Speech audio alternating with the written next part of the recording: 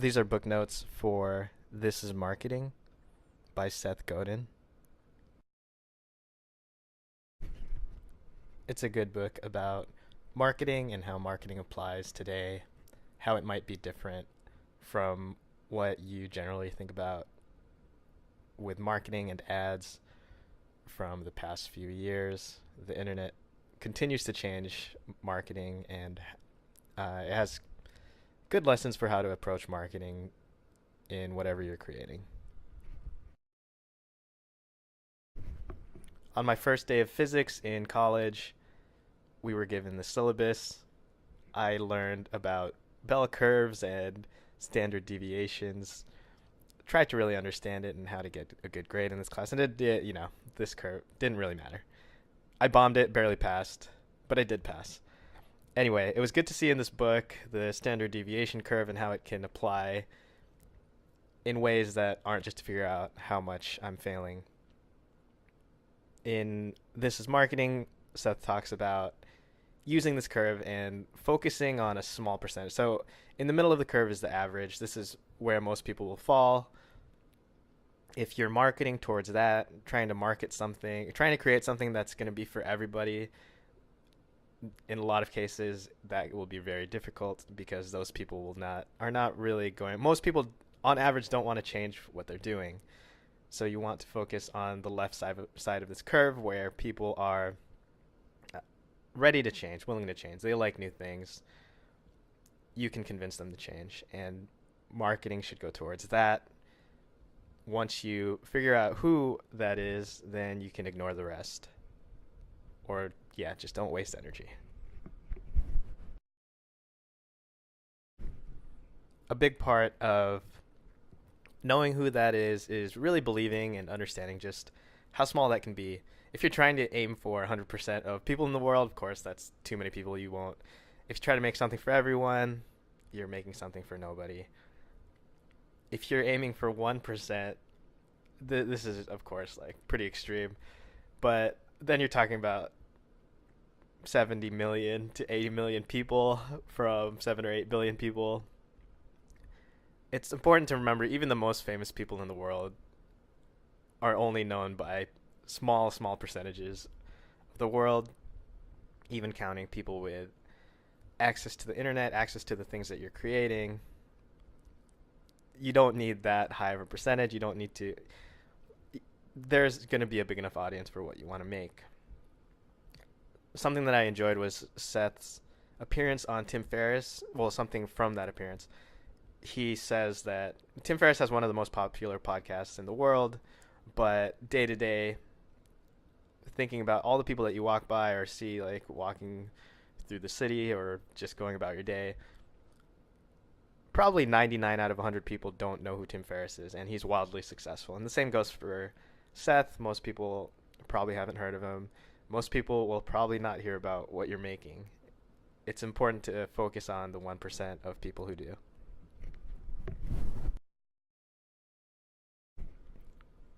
Seth Godin has a very popular blog. He writes every day. There's over 7,000 posts.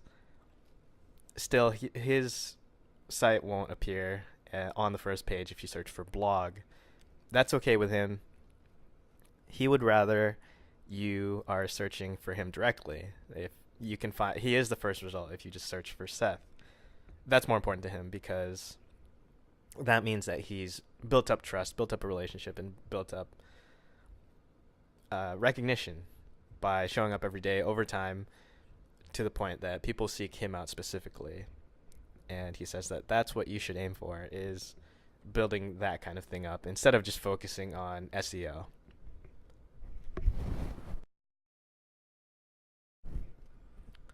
Seth talks about brands a lot in this book, building a brand, having a good brand.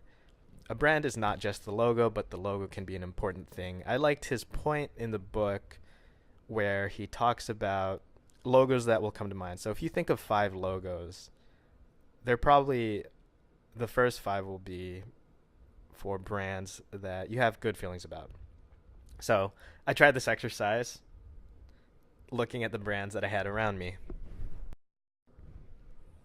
I have Nike on. one of the most recognizable logos in the world. I do have good feelings about Nike. Next, Uniqlo. I like them just as much. I have just as many clothes from them, probably maybe even more. But I wouldn't be able to tell you what their logo is. Apple has a bunch. I'm recording this on an iPad right now. I drew this on an iPad. I wouldn't be able. I mean, I do of course know like the Apple logo is an apple, but I wouldn't have been able to draw it from memory. I tried. I got sort of close. Anyway, they go to show that the brand goes beyond the logo. You see a lot of AirPods now, and when you see those, you can pretty instantly recognize that they're from Apple. I also have a Go Ruck bag, which doesn't have a logo on it at all, though they do have a logo. That said, I still recognize the bags when I'm out and about, and it's because their only product earlier on was just these backpacks. They do have a pretty distinct look, and kind of one of the things that I look for when I'm trying to see if someone has a similar bag is a patch. There's a location for a small patch.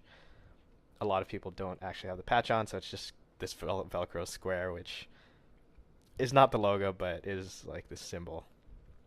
And then I have a Carhartt beanie, which is an interesting one because I was thinking, all I know is I think of like an orange rectangle, but I had no idea what it was like up close. And still, it's really recognizable. I notice it from across the street when I'm walking around. If someone has a beanie on, you can see like an orangish square. Anyway, those are the brands that I had around me at the time.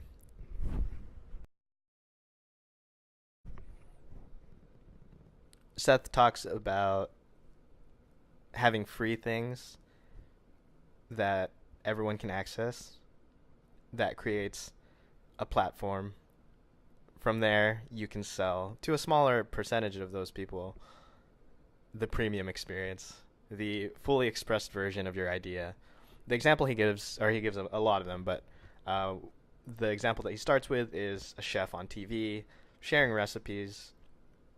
But if you want the full expression of that recipe, it'd be eating it created by the chef. And for that, you have to go to the restaurant, pay $25. You see a lot of other examples of this. With music, you can access things for free or as part of the streaming service, but to get the full version, you have to go to the concert. I read a lot of books and things, read a lot of blog posts, watch a lot of videos from different creators, and then they'll often have, well, there are books that you can pay for. Also, I've paid for premium courses and found a lot of value in that. Last, I just finished reading Masters of Doom, which is about the creation of Doom, John Carmack and John Romero. Great book about video game history, but one of the big things with their business model early on with Doom, if you ever had a Windows computer that had Doom with one level on it, you get to the end, then you have to buy the rest. That's an example of this where you get something for free, but you have to pay extra if you want the fully expressed version of it. If you're a creator, you'll be able to charge people once you build trust, relationships, and have an idea that people want to dig into further. Seth built that by blogging daily. He continues to blog daily, and that's how he ended up with 7,000 posts. So one of his big things is to just show up. It's plenty of people's things, but that is something that he certainly shows and exercises himself. So that is another thing to build.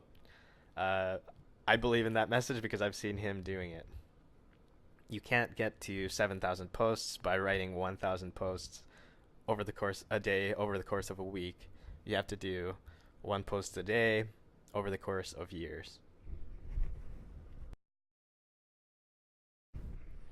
If you recognize who this is, you probably know I'm going to talk about pro wrestling now. This is Stone Cold Steve Austin. I think a lot of marketing lessons are captured in wrestlers and wrestling. So, in this book, Seth talks about tension. Uh, a marketer can create tension so that people want to learn more. They want to buy what you're selling and dig further into your idea. With wrestling, the weekly shows create tension between from episode to episode. They also create tension within the episode. It usually opens with the people who will be in the main event. The main event is announced at the opening of the show, and you want to stick around, or so that you can show up later and watch that. Logos, wrestlers. A lot of wrestlers have their logos. There are other symbols beyond just the logos. Every wrestler has theme music. If you hear glass breaking, glass shattering, you probably know that Stone Cold's going to come through. Frequency showing up every day.